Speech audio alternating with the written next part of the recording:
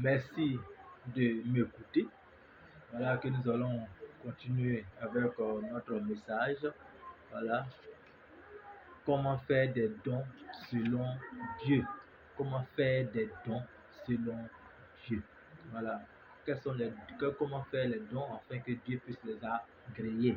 Donc, on continue de mettre j'aime toujours. Voilà, continuer de partager aux autres pour que la parole de Dieu soit répandue à travers le monde entier. Et continuez encore de vous abonner et continuez encore de suivre mes vidéos. Et je suis à l'écoute de vos commentaires, je suis à l'écoute de vos questions. Donc nous continuons avec le cinquième principe. Nous avons parlé de 7 principes, nous avons vu 4. Nous sommes maintenant sur le cinquième principe. Le cinquième principe, voilà, c'est donner est une affaire personnelle. Et lorsque nous lisons la parole de Dieu dans 2 Corinthiens 8, verset 1 à 2, qui est la parole de Dieu, frères, nous désirons que vous sachiez comment la grâce de Dieu s'est manifestée dans les églises de Macédoine. Les fidèles y ont été éprouvés par de sérieuses détresses, mais leur joie était si grande qu'ils se sont montrés extrêmement généreux, bien que très pauvres. Voilà que l'église de Jérusalem avait un problème de famine, mais voilà que l'église de la Macédoine, bien qu'étant pauvre, voilà, ont donné plus que des églises même qui étaient riches. Voilà, donc, ça donne de leur cœur, de leur amour. Donc, c'est un sacrifice, donc c'est une affaire personnelle. Deuxième passage, 2 Corinthiens 9, verset 7, la Bible nous dit ceci. On va lire ça rapidement. Il faut donc que chacun donne comme il a décidé, non pas à regret ou par obligation, car Dieu aime celui qui donne avec joie. Donc, on a donné sans regret, voilà, avec joie, parce que Dieu aime celui qui donne avec joie. Donc, donner, c'est une affaire personnelle. C'est une affaire personnelle. Donc, sixième principe, nous devons donner, voilà, en réponse à un besoin. Nous devons donner en réponse à un besoin. Et nous allons voir cela dans 2 Thessaloniciens, chapitre 3, verset 10. Chapitre 3, verset 10, il est écrit: en effet, quand nous étions chez vous, nous vous avons averti. Celui qui ne veut pas travailler ne doit pas manger non plus. Voilà. Donc ici, c'est un besoin. Donc donner aussi, c'est un besoin. Voilà. On a dit que celui qui ne travaille pas ne mange pas. Voilà. Donc il est important pour nous que nous travaillions, voilà, pour donner à manger aux autres. Voilà. Pour donner à manger à ceux qui sont dans le besoin. Voilà. Donc donner à manger, c'est un besoin. Aider les personnes dans leurs difficultés, dans leurs souffrances, dans leurs misères, c'est un besoin. Voilà, donc il est important que nous comprenions ces choses et que nous aidions véritablement nos frères et sœurs.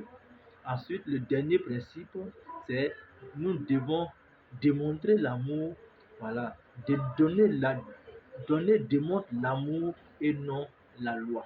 Voilà, on lit pour cela Éphésiens chapitre 2, verset 10. La Bible dit ceci. En effet, c'est Dieu qui nous a formés et nous a créés dans notre union avec Jésus-Christ pour que nous menions une vie riche en actions bonnes, celles qu'il a préparées d'avance afin que nous les pratiquions. Donc, Dieu nous a créés pour faire de bonnes actions. Voilà, Dieu nous a créés pour faire de bonnes actions. Voilà, donc voilà les 7 principes.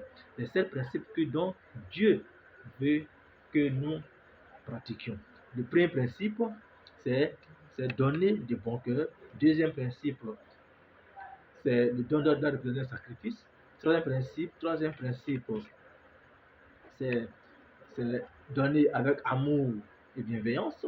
Troisième principe, donc les dons matériels correspondent aux dons spirituels. Voilà. Cinquième principe, donner est une affaire personnelle. Sixième principe, nous devons donner en réponse à un besoin. Septième principe, nous donnons pour démontrer l'amour et non la loi. Ensuite, en grand 2, maintenant les récompenses. Lorsque nous donnons selon Dieu, quelles sont les récompenses que Dieu nous donne? Quand nous donnons à Dieu, quand nous donnons selon Dieu, Dieu nous bénit.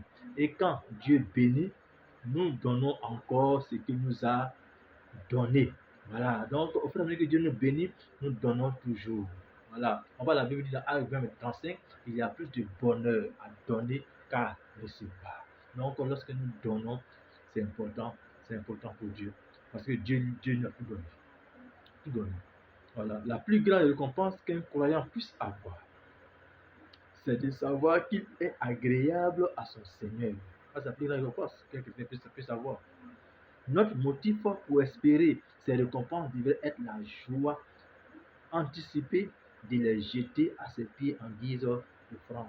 Donc, ça veut dire que nous devons littéralement vivre selon les principes de Dieu. Voilà le verset de Matthieu 6, Matthieu 6, verset 3 à 4 nous dit, lorsque tu donnes quelque chose avec la main droite, la main gauche te va savoir. Ça veut dire que lorsque tu donnes, tu aides des personnes, ça ne doit pas être sur la place publique.